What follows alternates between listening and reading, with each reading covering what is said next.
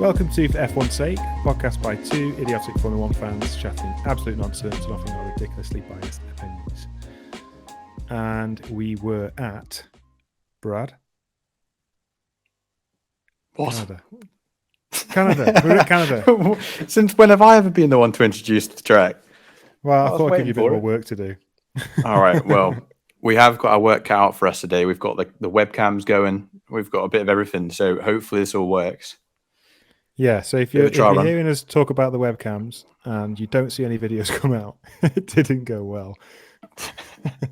Yeah, exactly. But yeah, back in Canada, and what a race we had again. So yeah, it's so nice to be back in Canada. So nice. It's been a couple of years because of COVID, but it treated us well. Yeah, it did. I mean, there was just so much racing this weekend. I mean, that's what we've been waiting for so long. I think the mid race was kind of a little bit slower than what we were expecting, but I don't know. There was just so much action at the start and the end, and that's kind of what we've needed for so long in Canada. Because I feel like the previous races are so like it's just one driver you're focused on. It's usually Vettel or Hamilton. That's it.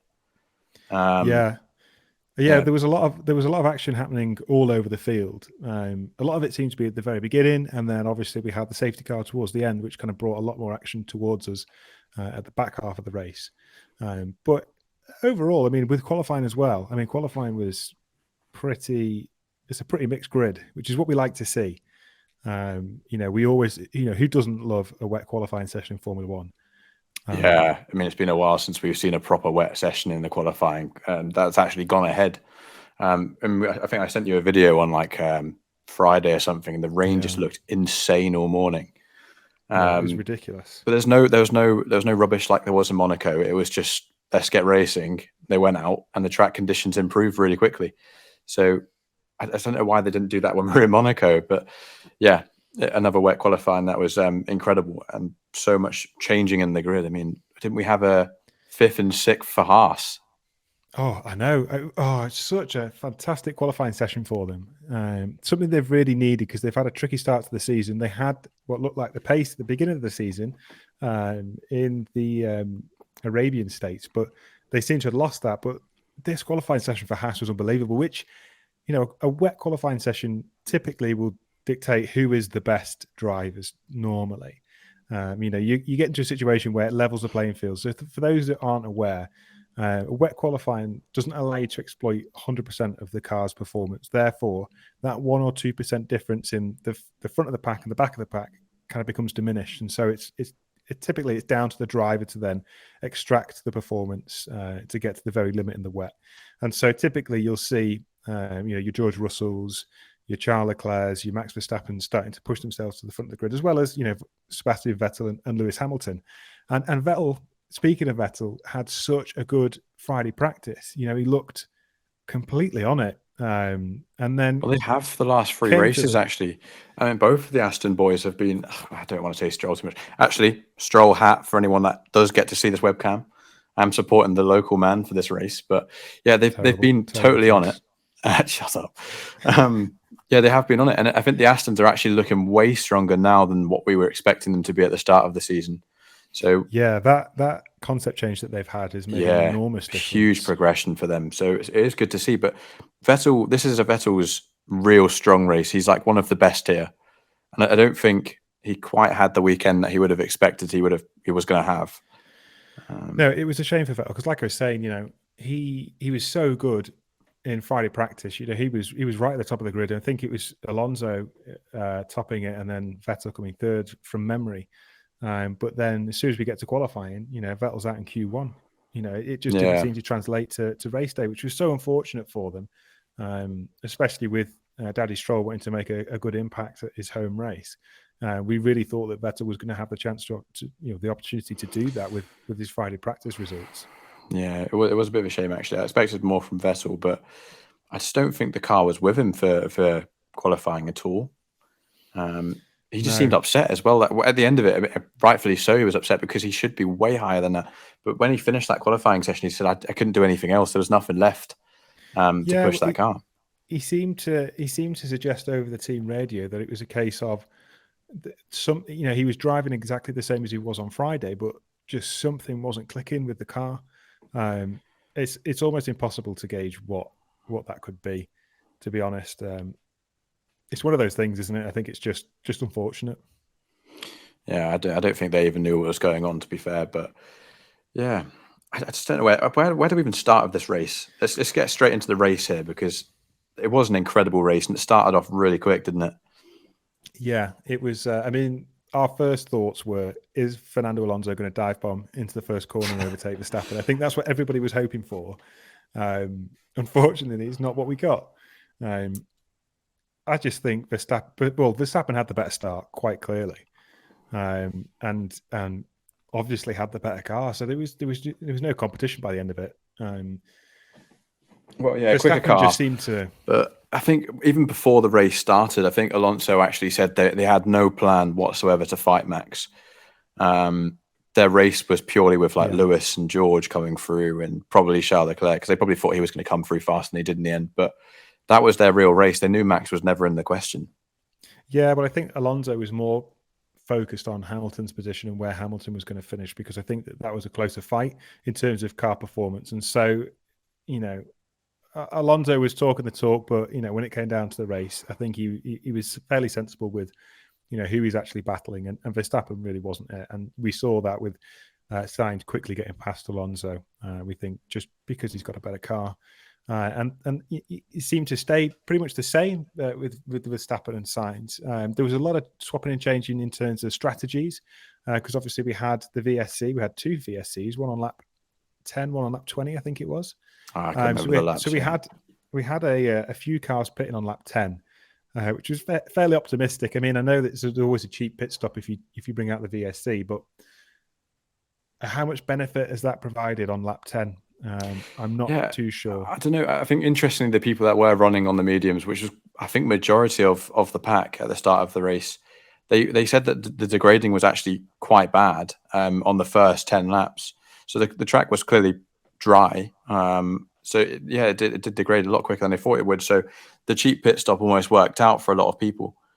But we saw later on in the race that the people that started on hards actually benefited in the points way more than people that started on medium. So the hards were definitely the best option this race. Yeah, it's funny. Martin Brundle was saying, psychologically, look at the white wall tyre and you expect it to be slow. Yeah, you think it's slower. Yeah, but in actual fact, that white wall tyre is going to be the red wall tyre at Silverstone. So it's not like it's a slow tyre. It's track dependent.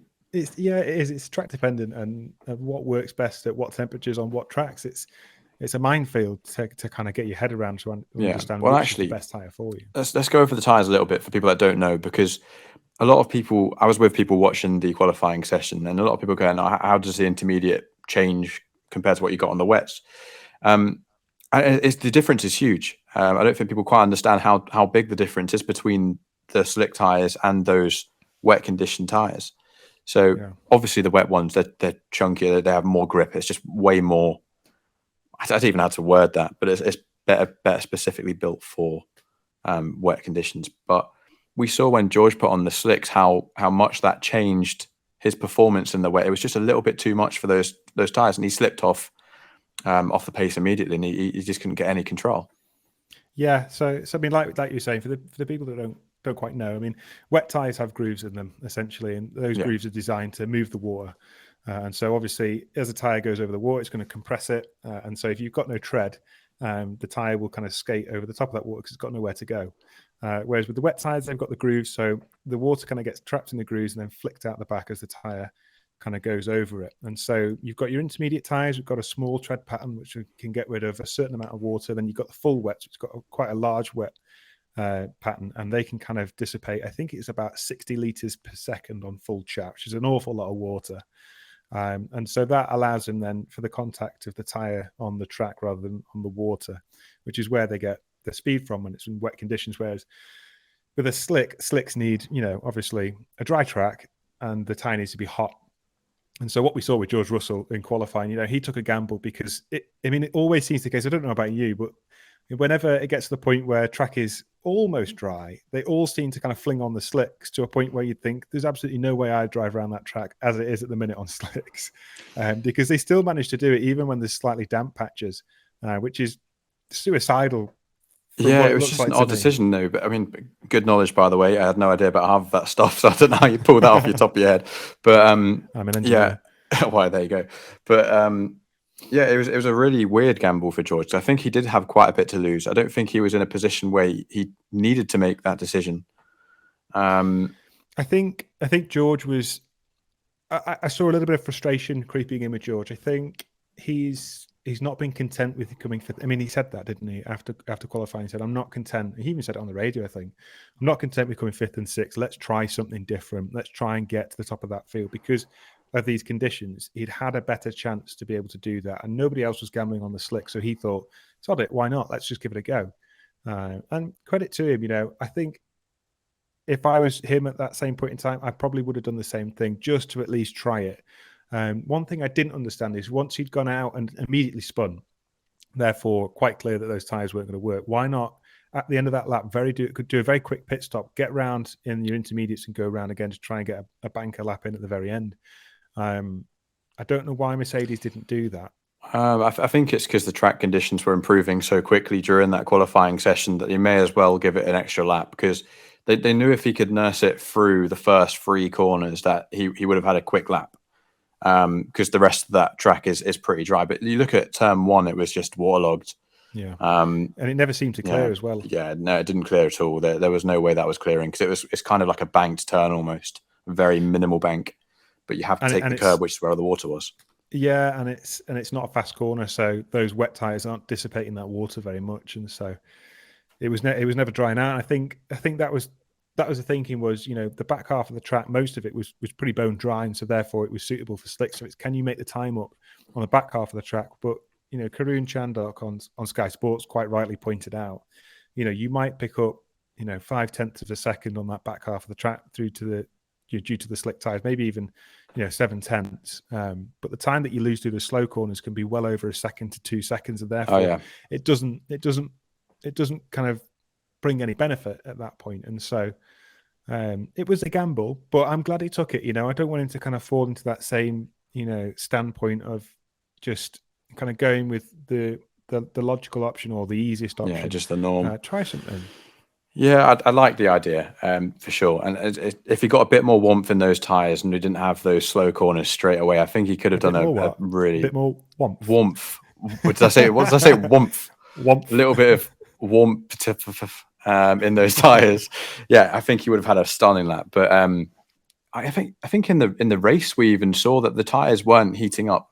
They weren't heating up quick. It wasn't going to be one lap with pure heat. Even like, was it Tsunoda?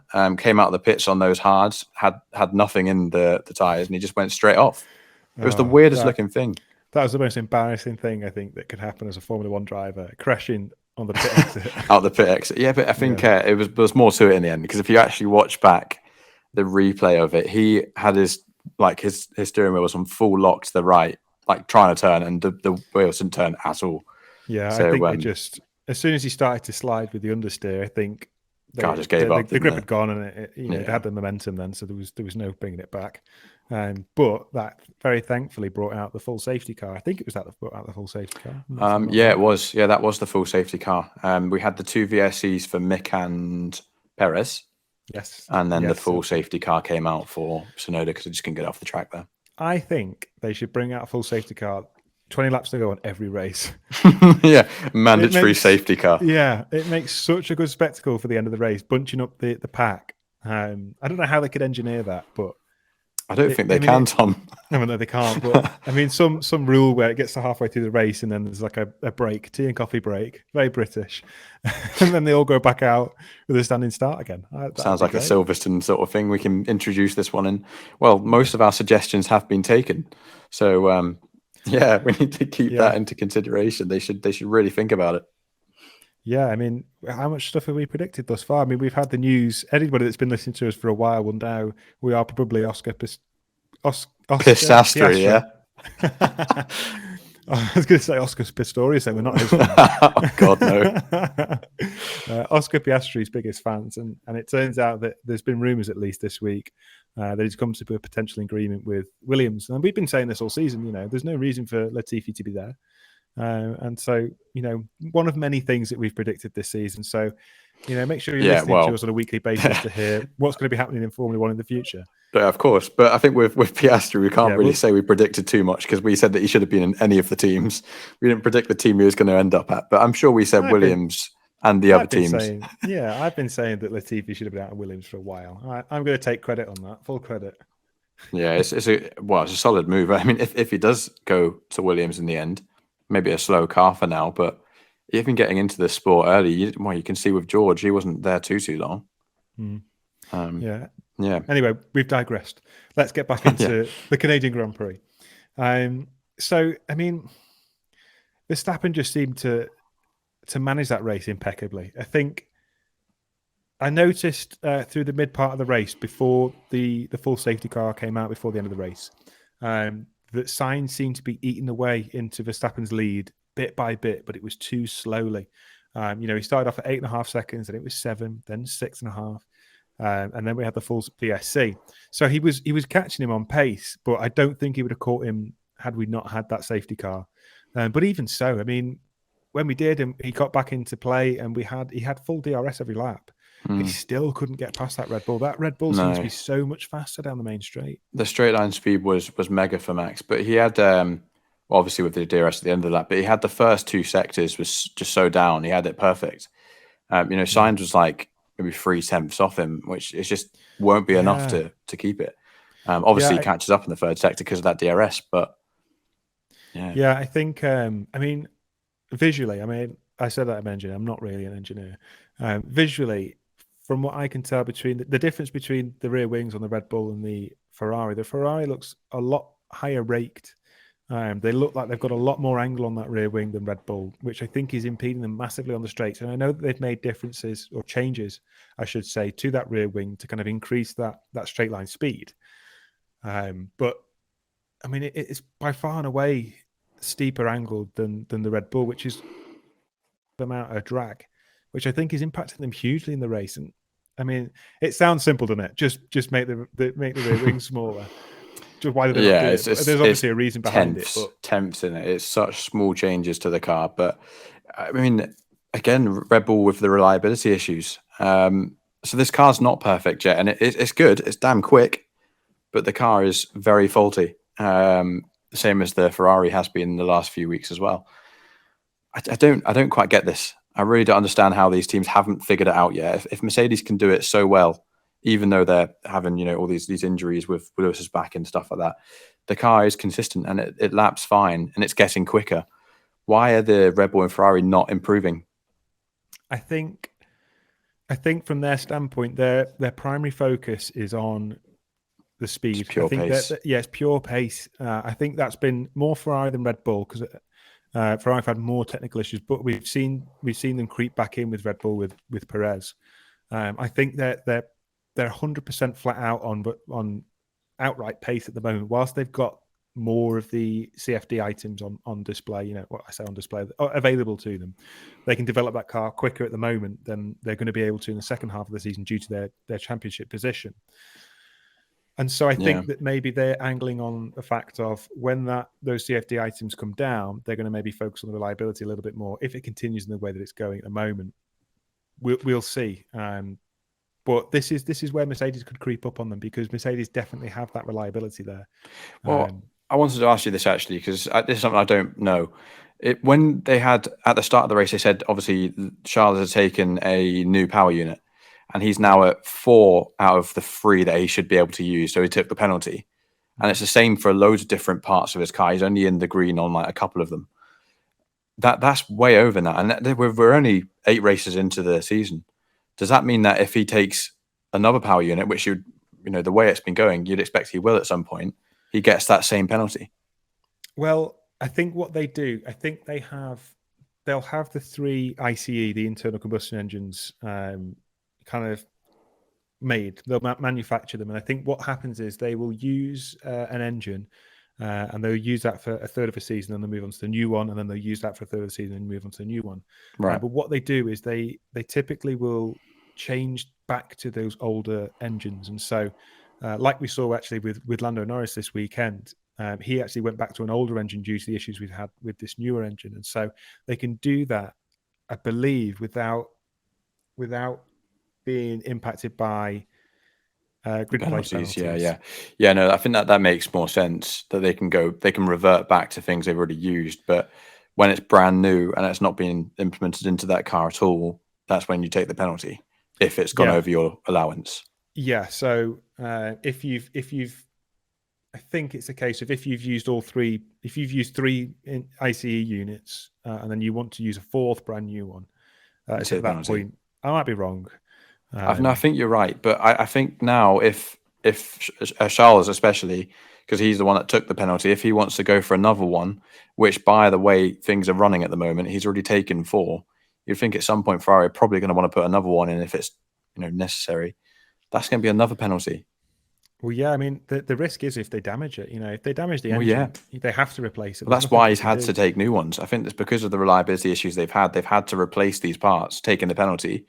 But if he has to do this another couple of times in this season, George is seriously creeping up on his points, which it's an embarrassment for Ferrari, if I'm honest, because he's meant to be at the top. Charles is meant to be at the top, and he's qualified pole, like what's it, 6 times out of the 8 or something like that. It's insane. It is crazy. I mean, George Russell is only 15 points behind Charles Leclerc. 15 points behind who should be the fastest driver on the grid, or at least second. Yeah, if you look at how many poles has Leclerc had this year already? I think it's 5 or 6. Yeah. He's had, I think, 2 wins out of those. It's worrying for Ferrari. It's disappointing, I think. They're such a big team with such an enormous amount of resources. They should be able to get on top of this easier than any other team on that grid. They've been doing it for longer than any other team on that grid. I just think that there's something in Ferrari that's not working. It always used to be a case of it was a political thing with Ferrari in a sense of characters or egos that weren't gelling. But I think in this circumstance, it's a lack of engineering understanding, lack of engineering care. I don't know. Yeah, exactly, it's a strange one, isn't it, with Ferrari at the moment? But this is actually running through their brand. It's not just Formula One now. They've made decisions recently that have caused their share prices to go through like the floor. It's terrible because they keep saying they're going to do things like making a truck. They're just trying to follow the trend, and it's not worked for them. But in Formula One, they're doing the same thing. It's not working, and the engineering isn't quite there, and it really isn't good enough. And Mercedes to be able to do what they're doing already just shows how good they actually are at producing a car that is the best of the best. It's just a shame it hasn't quite got the pace, because I'd love to see more racing from them too. Yeah, Mercedes are kind of always the PC team, aren't they? They always go down maybe the least interesting route, but always the most secure route, the safest option, and it pays dividends for them at the end of the day. They're just benefiting massively from a driver lineup that can extract all the performance from that car. Yeah, absolutely. That's making a world of difference for them. And I'm not saying that Red Bull or Ferrari haven't got the same, because I mean the Ferrari lineup is phenomenal. With the exception of Sainz's season thus far, it's a little bit off. But they're 2 excellent drivers. But the Mercedes drivers are just, I don't know, 2 British drivers in a basically British team. Obviously, it's German owned, but it's a British team. It just works for them. Everything just works. That is the biggest thing with Mercedes. It just works, and that is what's bringing them the points at the moment. Yeah, I mean, we saw the hunger again from Lewis for the first time in a while, really, where we've seen him actually happy and driving a car that he enjoyed to drive. Yeah, I said it on Twitter on Saturday after qualifying. He seems to be filled with elation, I should say.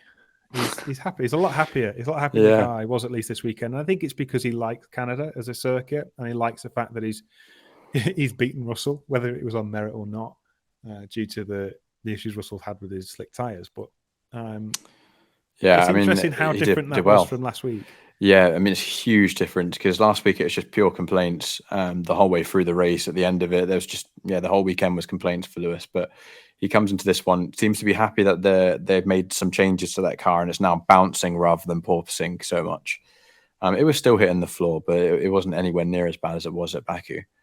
He just seemed happy, and he showed on track how good he was. And I think towards the end of the race, you heard the the audio coming through that Lewis was one of the quickest on track.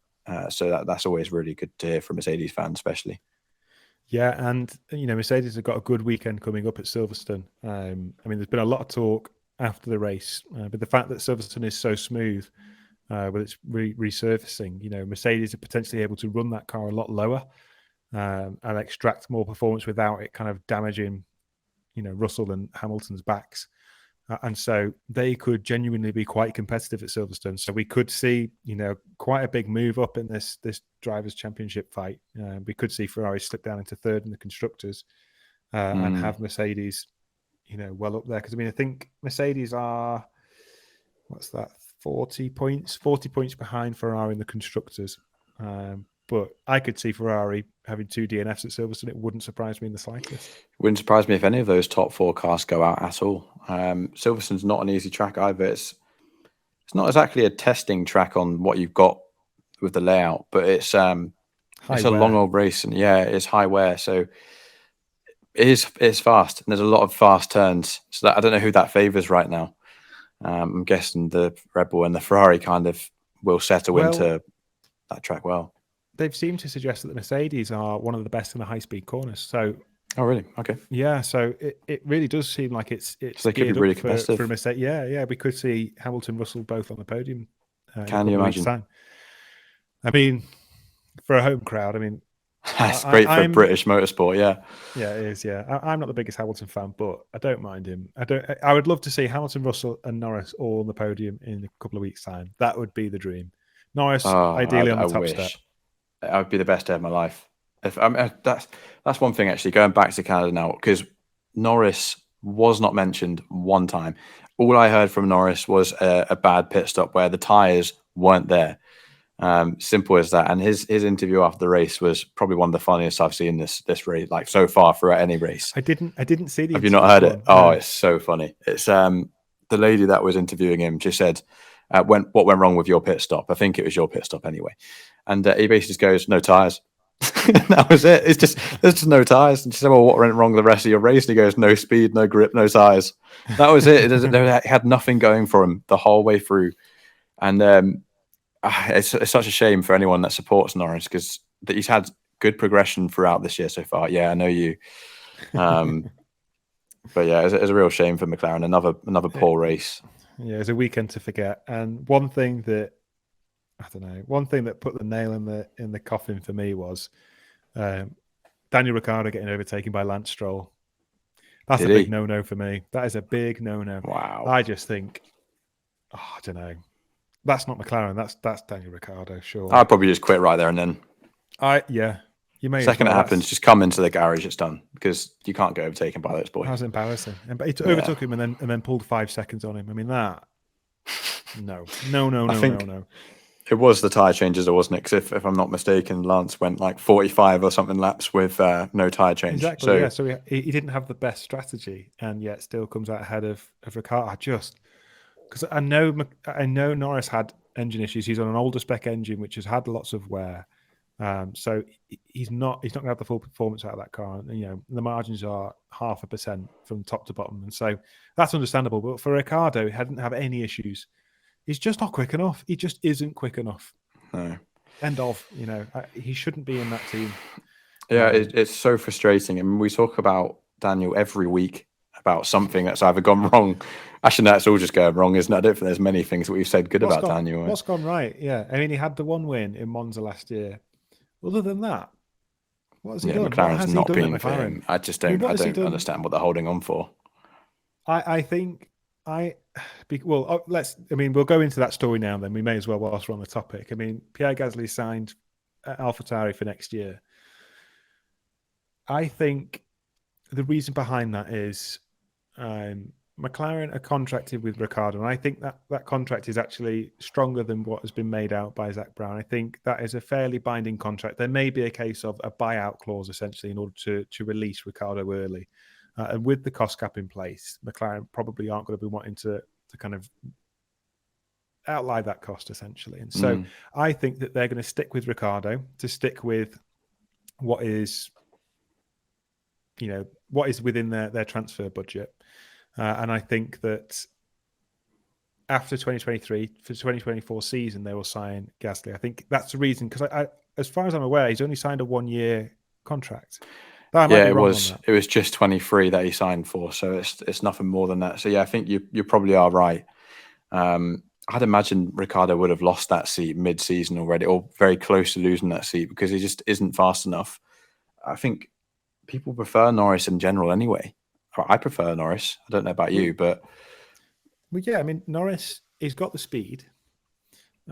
He's got an audience, which is, I mean, at the end of the day, that's half the battle with these teams. You know, it's a business at the end of the day. It's, as much as it's racing, it's a marketing exercise. That's all any sport is. You know, it's how do we get our brand out there and get it desirable? And so Norris is doing a huge thing for McLaren with that audience. You know, Ricciardo, everybody likes Ricciardo, and I'm not hating on Ricciardo as the person.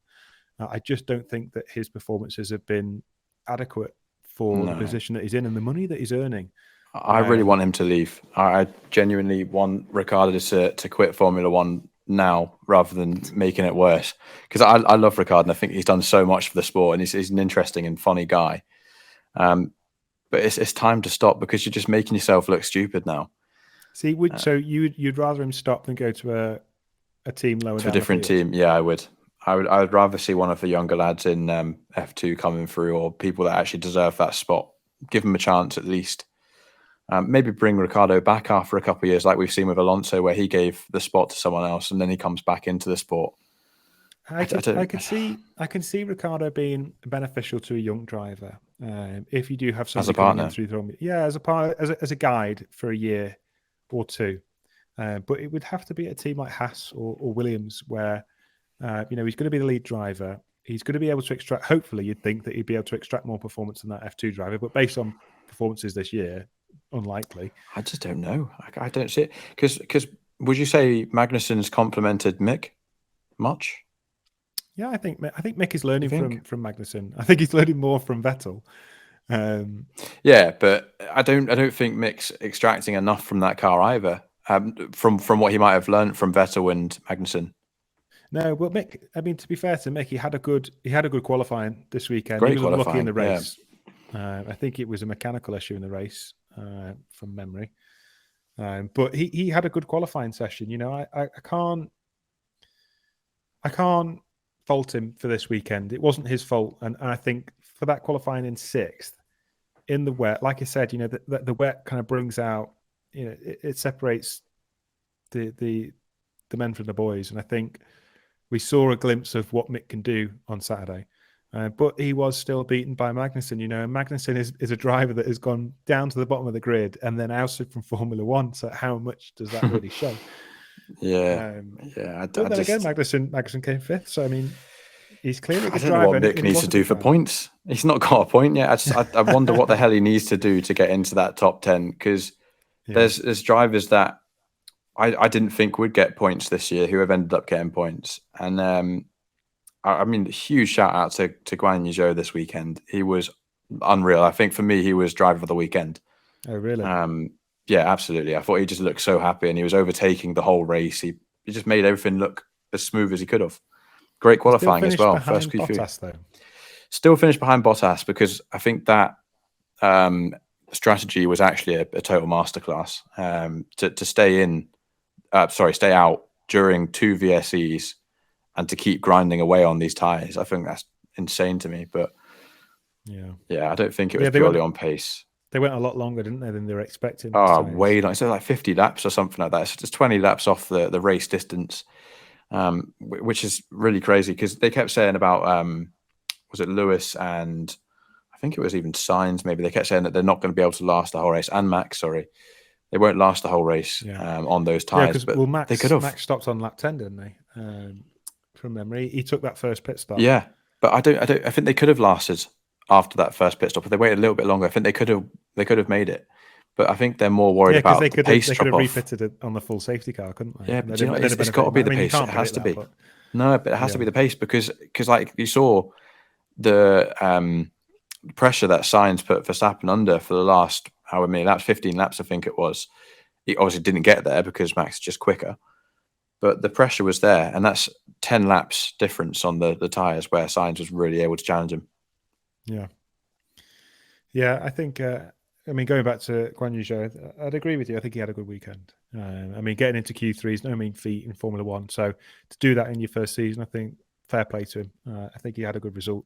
I still don't think he deserves that seat. I mean, he still came second to our favourite Oscar Piastri last year in Formula 2. So that just shows how good Piastri is going to be. God, get him in when please. he comes in. If he comes in, I can't wait to see it. But yeah, no, I'm happy for Zhou. I mean, he seemed really happy though. It's kind of nice to see that he wasn't giving up, because some people in his position where you've been out of quite a few races or beaten by your partner in every single race, it must be pretty disheartening. And to get into Q3 and really show how happy you are with being there, it's nice. It's nice to see. So good on him. I would say my driver of the weekend, with the unfortunate luck that he had, I think he did a fantastic recovery on Sunday, which was Charles Leclerc. He did get so many places. Yeah. When did he end in the end? Is it 6th? He ended up in 5th. 5th. I mean, that's unbelievable. Yeah, no, he was really, really, and he couldn't actually get much better than that because he kept getting stuck in the DRS train behind loads of people. So some crazy overtakes as well. If you saw some of the replays, there's a few where I went, that is insane how he's managed to get into that gap and just really send people. Yeah, he had. I mean, he. I think with Leclerc, he does well when he's on the back foot. I think the pressure of being at the front almost gets him a little bit, and he makes mistakes here and there. We've seen it when Max has been behind. He makes the odd mistake, whereas Max seems to be pretty unflappable. But when he's fighting through the field like he has been doing this weekend, he's just on it. I think he just gets into a different level. He's just focused and manages to weave his way through. And I think more power to him. I think he had a great weekend. I think he just needs some luck. I mean, how unlucky can you be as a driver? I've never known somebody to be so unlucky as Charles Leclerc. I'd argue that Sainz has been more unlucky. That's true. Now he's had a good race, so he has, but he still couldn't win it. He's like second place man, isn't he? I don't think he's ever going to win a race at this point. It doesn't look like it, does it? Not this year. It's just if Verstappen's in the race, he's not beating him. I mean, if that was Sainz in first position with the track position, which matters somewhat on Canada. I mean, it's a good overtaking track, but if that was Sainz at the front with Verstappen coming out, I can guarantee that Verstappen would have made that move within a lap. Yeah, I think you're right. It's just a more aggressive driver. I think I've said it before that Sainz is just too passive, and it's almost a little bit boring to watch at this point. There was no real attempt to get past Max. He surely had something in that car to get closer, or at least side by side. Yeah, as good as it was, that battle, it was so frustrating to watch because he would get closer. I think the closest he ever got was within 0.3. The Wall of Champions, that chicane, and then he fell back, and it was back to the same point on the next lap. And every lap, it was just like, is he going to do it? No. Is he going to do it? No. Yeah. And then he would fall back, and he'd be out of DRS for a lap or so, and it was just Max just looked comfortable. It was unbelievable that Max could do that with no DRS. I mean, come on. I mean, the DRS was pretty powerful this weekend. We saw with some of the teams, it was literally just a push to pass button. I mean, we've advocated for the removal of DRS. A few different changes at least are needed. I mean, I think I heard Martin say during the race that he thinks the DRS button should be activated later. So the line for DRS activation should be later on in that straight. So it's not just push to pass. It's more you've got a shorter distance where you might have that boost to potentially make the move going into the corner. Yeah, or even if they could implement some way of having a sensor on the car that when the car with DRS gets to the point where its front wheel is at the same point as the car it's trying to overtake's front wheel, it automatically shuts. I don't know. It's got to be something, because at the moment then it's just literally to get on side. It's easy pass, isn't it? It's so boring to watch where they're halfway down this DRS straight and they just get absolutely flown by. There's no defense on that. You can't weave in and out because you get a penalty for defending like an idiot, and it is just dangerous because they're so much quicker. Which Alonso did. He got a 5-second penalty for weaving. Yeah, exactly. And it's a common thing that happens now. There are penalties a lot more than there used to be with that kind of defense. It just goes to show that DRS is way too strong. So it's another one where the racing isn't pure. It just has too much effect. Yeah, I think it needs to be a case of, like I said, it's to get the car behind alongside the car in front. That's the whole reason DRS was developed for that particular reason. But if they're able to keep DRS enabled once they've overtaken the car and then up the road, that's not what it was designed for. And so doing that, just like I said, it means it's a push to pass button. I just think it needs to be looked at alongside this porpoising issue, or this bouncing issue, I should say, that they're looking into, which is there's a bit of contention there. I think the way that they're going about it is a bit odd. It's a bit questionable. Yeah, it doesn't really favour the top teams. I think if people are happy with the way their car's performing, they should need to change if it becomes regulation.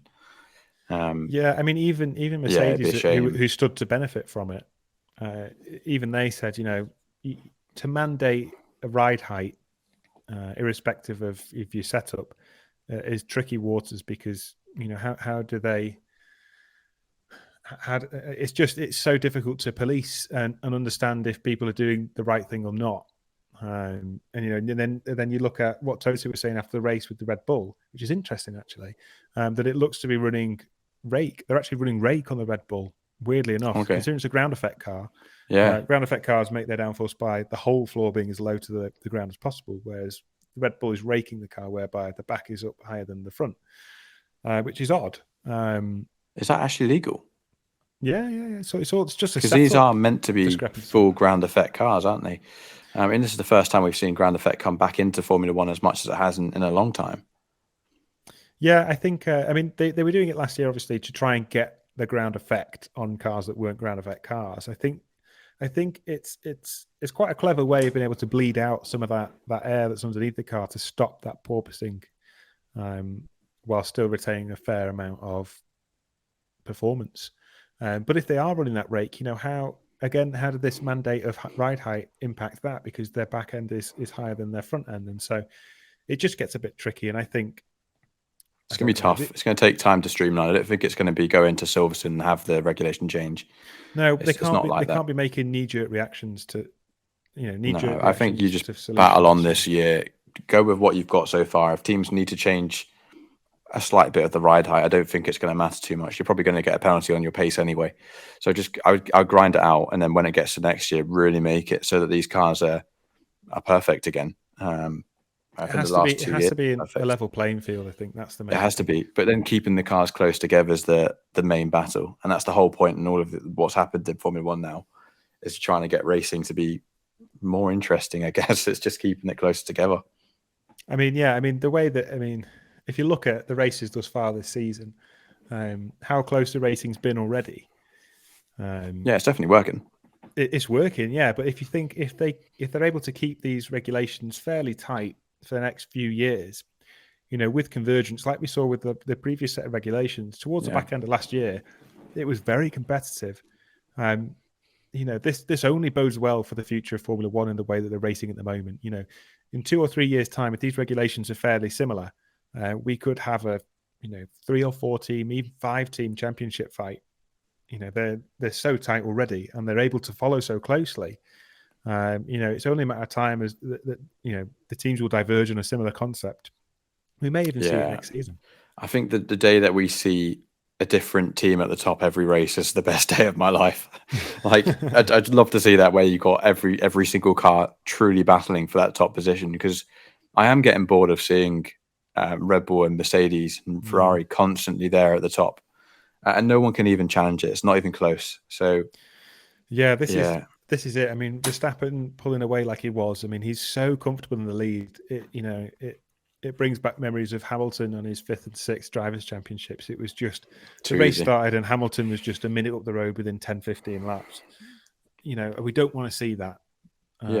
Progression almost doesn't mean anything, does it? Because actually saying that though, Mercedes did have a lot of progression through last year's car. It wasn't the quickest car. I mean, for a lot of it, Red Bull was the quicker car.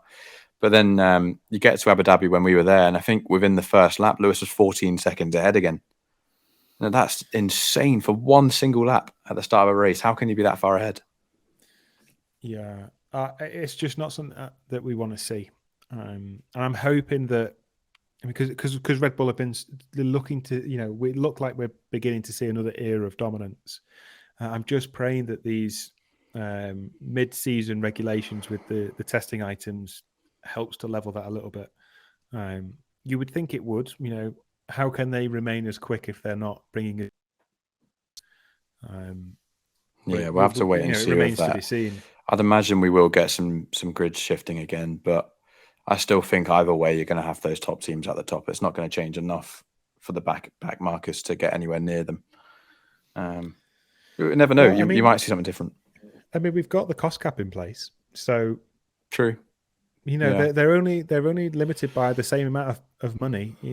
They can only employ so many people for that amount of money. It's how they spend it, and there will be benefits for particular teams. And I think we look at what McLaren are doing and what Aston Martin are doing with the facilities that they're trying to bring on board with these wind tunnels, and they're not going to come to effect for McLaren at least until next year, and Aston Martin the year after, I think.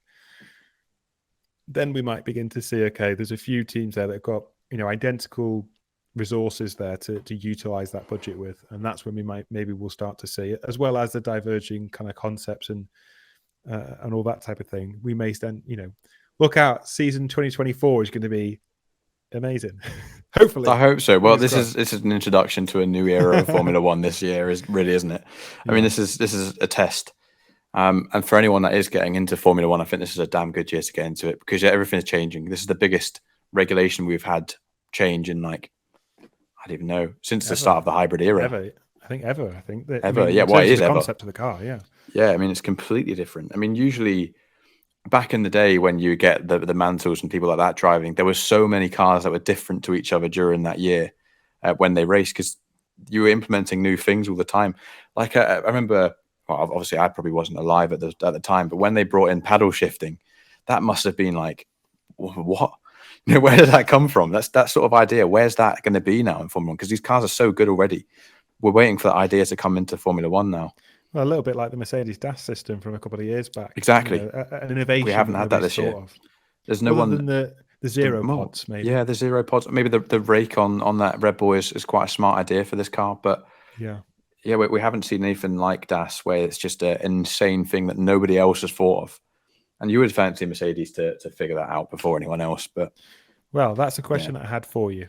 Are we seeing a resurgence from Mercedes? With their better finish and Christian saying that they look, dangerous on a smooth track, like Silverstone that's coming up, allowing them to extract more of that performance. Are we seeing a resurgence from Mercedes? Do you think? I think is this second half of the season going to be more of a Mercedes Red Bull fight than a Red Bull Ferrari? I still don't think Mercedes is going to have enough to dominate the top. I don't think they're going to have enough this season at all. But it's interesting to see because they are getting way quicker now, and the consistency is obviously there. I'd love to see them challenging, but I think they've got the best drivers. I think Lewis and George are the best drivers on that grid, in my opinion. Still, I think Max is very close to that, but I still prefer to have those two in my car than Max. I think he's just the second Max is under pressure. I think he will feel the pressure, but right now he's just clean sailing. I don't know. I mean, he performed pretty well. Well, actually, yeah. It's only Sainz. There's nothing scary about Sainz right now because he's never won a race. Yeah, I mean, to be fair, Hamilton did pressure him into mistakes last season. We saw that was quite evident. Some serious mistakes. Silverstone being one of them. Well, even in Abu Dhabi as well. Abu Dhabi, yeah. Verstappen was having to fight with every ounce of his being to stay in front of Hamilton, whereas he's not having to do that this season. Sainz isn't aggressive enough. Leclerc's not reliable enough. It's interesting, isn't it? It's really hard to say because I think if you I would actually put George in that Red Bull now. If you put George in the same Red Bull car that Max has got, same spec, everything the same, I think George would outdo him on race pace. Maybe not qualifying because I think Max is quicker on one lap. But over a full race, I think George would just have everything he needs to get that car to the top. I just don't think in Mercedes he's got that yet. I'm not sure on that. I think Verstappen at this point now has got more experience than George. He's had that experience of a tight championship fight, which is something that not a lot of Formula One drivers have had experience in at all. I think that he's learned so much from last season and when to take the risks and when not to. I think he's matured massively as a driver to a point where he's a little bit boring because he is so mature and he makes the right decisions at the right times. We saw that with how he stayed in front of Sainz. He's making the decision to deploy the battery at the right times of the lap in order to keep Sainz ahead. Very methodical, not gung ho. It was a really mature. It was an impeccable drive from Verstappen. I thought it was. But it's boring to watch. Very mature drive, but like I'm saying, I think if that was, he had Alonso behind him at the start of the race, I'm pretty sure he would have gone, yeah, nice one. I can deal with that. That's fine. If that's Charles, maybe a little bit harder. But if that's Lewis or George, anyone in equal machinery, I think that's when Max's drive is not so mature. And he will start making mistakes. Even with the audio you heard when he came out behind Lewis, he was upset because he couldn't believe the team had made that mistake. And that's when you see a little bit of Max go, okay, it's not quite perfect, and it needs to be like that. Well, maybe we'll see that at Silverstone, because if Hamilton is going to be, if they're poised to be as competitive as they say they are, we could have a Verstappen Hamilton fight at Silverstone again. Please give it to us. We need it. It's for Formula One fans. Silverstone is a race you can't miss. It's simple as that, especially if you're British. This is a great race, and home of Formula One. Hamilton surely is the favourite on this. I mean, even though he's got the slower car, you think he'd still be favourite because everyone loves him there. Well, I know a lot of English people that don't like him, but it's Lewis Hamilton. At the end of the day, it's the most successful British sportsman. You've got to support the boy. He gets to another level at Silverstone. So if he does have a bit more performance in that car with that track in the way that it's set up, we could be in for an interesting fight. We could maybe potentially see a repeat of last year. I'm going to pray for it. I'm going to pray for it. That'd be great to watch. So another question then I had for you, Brad. Do you think that Ferrari can make up this performance/reliability difference quick enough this season now to catch Red Bull, or do you think we said the same thing last race, the exact same question last race, and we're 8 races in, aren't we? I think it's 8, and there's some tough tracks coming up now. I don't know. I don't think there's enough evidence that their reliability is where it should be just yet, and they're making these mistakes that are just not good enough. So I can't say. I don't think they're going to be close enough to win the Constructors or Championship. Yeah, I think I'm inclined to agree with you on that. I think that they are struggling too much, and I think that the fact that they don't seem to be getting on top of it, it doesn't seem to be getting much better from week to week. I think we could be seeing. I think it could even be over already. I don't want to say it, but I think Verstappen and Red Bull. I think they're. I'm actually going to make a really bold claim. I'm going to make a big old bold claim. I think George will finish above both the Ferrari drivers at the end of this year. I think you're probably right. I think it's going to happen. What's the odds on that? What's the odds on that now? I don't know. It's hard to say, isn't it? Because the Ferrari guys just don't seem to finish a race in a clean way. I don't remember the last time they got both drivers on in the podium. Now it's going to go 4 or 5 races, isn't it? But it's not been good enough for Ferrari. I think Max will win this championship, in my opinion. I just don't think he's going to be tops at all. But I still think George will come second this year. I really do, because I think Mercedes is just making so much progression. And since Spain, they've just become a different level. Yeah, they have, and I think Mercedes are going about it the right way, aren't they? They've got the reliability there. And they're just incrementally increasing the performance. They've got the good drivers that are able to eke out those results whilst they didn't have quite the performance edge. But now they're starting to slightly regain that back a little bit. I know that the car's not perfect. There's a lot of way, there's a long way for them to go yet. They're heading in the right direction, at least. Ferrari are not. They're heading in the wrong direction at the moment. And there's going to have to be some big changes there for them to stay in this championship fight. And I hope for Charles' sake that they can. I hope for the viewers' sake that they can, because we don't want to see Verstappen go off into the distance every single race, because that's not fun to watch. I mean, his closest rival at the minute is Checo. I mean, can you see George finishing above Checo, because he's got to beat him to come second in the Drivers' Championship? Yeah, I mean, I seem to remember that Ferrari have had this same issue with constructors for a long time. They're never really the best constructor. Even on years where they've won the driver championship, they've not been the best team on paper at all.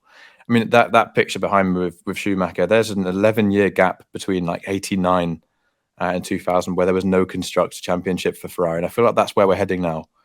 It's already been a long time. Yeah, it has to be all or nothing. And I don't think they're going to have enough to get constructor. I think Mercedes could even get that constructor if Perez starts dropping off, which is insane to think, just because that car is so consistent. Yeah. Yeah, well, it all remains to be seen. There's a lot to look out for the rest of the season. Definitely. I mean, it's not going to be a case of, I mean, even if Red Bull do pull away, there's a lot going on in the midfield, at least for us to watch. And there's been some good racing, which is a massive benefit for this season. Yeah. So we'll end on top 3 winners for this weekend. Yeah, well, you can go first this time, Tom. Okay. I'm going to go for winners this weekend. I'm going to say Charles Leclerc. I know it's not been the best weekend, but I think based on his performance yesterday, I think he's one of the winners. He pulled that back as well as he likely could have done. Verstappen, just because it was such an easy win, a mature drive, he couldn't have done any better. I think that was fairly given. I'm going to go for Guan Yu Zhou. I think he deserves that. He came 8th, got some good points. He's had a good couple of races. He's beaten Valtteri and qualifying the last 2 races. So, yeah, I think I'll end with Guan Yu Zhou as my top 3. This is a hard top 3 to pick for me. I'm going to agree with Charles Leclerc because I just think phenomenal drive to get back to 5th, just clawed his way through. Guan Yu Zhou for sure. I think, like I said, drive of the weekend for me. I just thought it was unbelievable. And I'm tempted between Max, Lewis, and actually Alonso. Even though he got the penalty, I'm actually quite impressed with how he managed to get that car through to 2nd on qualifying. I'm going to go with Max, though, because, like you said, it is such a mature drive. And to have that pressure from a Ferrari, even though it's not the quickest Ferrari right now, he just didn't even look bothered. It looked like he was just so calm. There's no audio. Actually, I think he lost his radio, didn't he, towards the end? We didn't hear anything after the race, which is a bit weird. But yeah, it's too easy for him. He looked like he was pretty happy. He didn't get challenged. Yeah, too good yesterday. This weekend. Yeah. Okay, bottom 3 losers. I'm going to go for Tsunoda. Just embarrassing things that happened. Yeah. That is 100% a loser for this weekend. I'm going to go for Lando Norris just because he's had a poo weekend. It's been a really shit weekend for him with engine reliability issues and then just a really nothing race. Mm-hmm. And then for my 3rd, I'm torn between the whole Haas team or Sergio Perez. I think Perez, I'm going to go for Perez because he crashed in qualifying, so that ruled him out of qualifying, and then he DNF'd in the race. So I just think that's a poor weekend. So I think I'm going to put him as my loser because Haas at least had a good qualifying session. Yeah, I think this might be the first time we're in total agreement on the winners and losers here. It has to be Norris because it's just a disappointment. Tsunoda for that embarrassment. What are you about to say? I forgot. This is inexcusable. So sod Norris, I think Ricciardo had a worse weekend because he got overtaken by Stroll. Flip him round. Oh, no, don't be silly. That's in a bracket of its own. That's just total embarrassment, like quitting level. So I'm not going to put Ricciardo in the bottom 3 losers here. I'm going to stick with Norris. We haven't even mentioned Latifi had another clean weekend. Unbelievable. He should have been driver of the day. Nobody cares about Latifi. He's always fuck off Latifi. Yeah, none of that. But yeah, I'm gonna go with Perez as well because I think that's just a torrid weekend. He wants to get that one out of his head as soon as he can. But I think he'll be all right with that because he's been really decent recently. So yeah, move on for him. Keep grinding. Sweet. Okay, well that was a good weekend. I enjoyed Canada. It's always nice to get back to a circuit we've not had in a couple of years, and nice to have a shaken up grid with qualifying being wet. But obviously we've got Silverstone in a couple of weeks.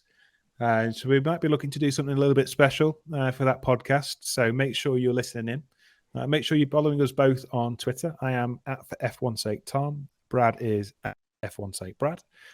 We post all sorts of drivel on there. So make sure you're following us. And if this has gone well, you will most likely see us somewhere online and you'll be able to see our faces. For the first time. For the first time, yeah, provided everything's gone swimmingly. I am sorry. Ordinarily doesn't do. We're very sorry. Sorry, you have to look at these faces. But if you wanted to see the men behind the microphone, here we are. Hello. But until next time, thank you very much for listening. Make sure to follow us on Twitter. Make sure to subscribe to the podcast. Leave us a like. Leave us a comment, a review. Anything that you can do massively helps us out. Also share it with friends and family if you're enjoying it. But until Silverstone, thank you very much for listening, and we'll see you soon.